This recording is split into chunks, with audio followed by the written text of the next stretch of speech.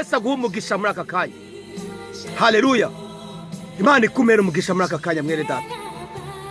Ngo niwumva ijwi ry'Imana, ngo ntiwinangira umutima wawe ntiwinangira. Gwira twegera Imana. Haleluya. Gwira twegera Imana muri aka kanya. Ijambo ry'Imana yatubwira ngo nicyo cyatumye ngo ndakarira ab'icyo gihe imyaka 40, niko kuvuga nti bahora bateshuka ntibagenza uko nshaka. Haleluya. Nuko ndahirana uburakari ntibiteze ku ijambo aho kuruhukira nagennye. Haleluya. Amen. Imana igiye guhindura ya gahunda yari ifite kubera ko wayigarukiye. Niwumva ijwi ry'Imana, umutima wawe ntiwinangire. Yesu akumere umugisha. Amen. Ijambo ry'Imana yatubwira ngo nimunsenga, ngo mukansengana ukuri, mukanshaka ngo nzabiyereka. Uwiteka arashobora kukwiyereka muri icyo kibazo cyawe mwene data. Uwiteka arashobora kukwiyereka muri ako kazi kawe. Uwiteka arashobora kukwiyereka muri urwo rugo rwawe. Uwiteka arashobora kukwiyereka muri ubwo bucuruzi bwawe. Uwiteka arashobora kukwiyereka muri ubwo celibateri bwawe, muri ubwo bugumba bwawe. Uwiteka arashobora kukwiyereka ngo ariko ngo niwumva ijwi ryiwe, ngo ntiwinangire umutima. Uwiteka akumere umugisha. Mugubwe neza. Funga amaso dusenga. Numara kumvira ijambo ukumva hari icyo rikubariye, ukumva hari aho rigukoze, ndagira ngo nkwinginge urisangiza abandi.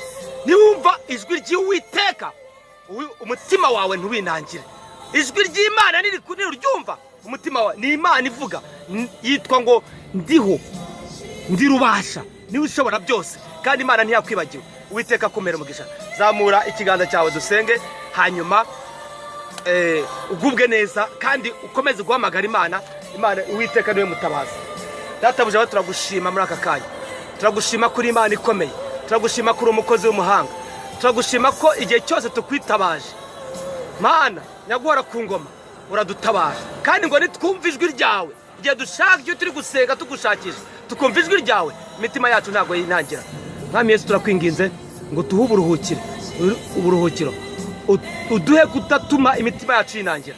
Mu izina rya Yesu Kristo sengera umuntu wese unaniwe, sengera umuntu wese ufite ikibazo, kugira ngo niyumva ijwi ryawe umutima we ureke kwinangira. Mu izina rya Yesu Kristo ngabasenze nizeye. Amen. Amen. Amen. Shalom shalom. Uwiteka wamere umugisha. Turi kumwe muri amasengesho y'imisi 5 azatangira kuwa gatanu, azatangira kuwa mbere kugeza kuwa gatanu mu cyumweru gitaha. Uwiteka wamere umugisha mu izina rya Yesu Kristo. Amen.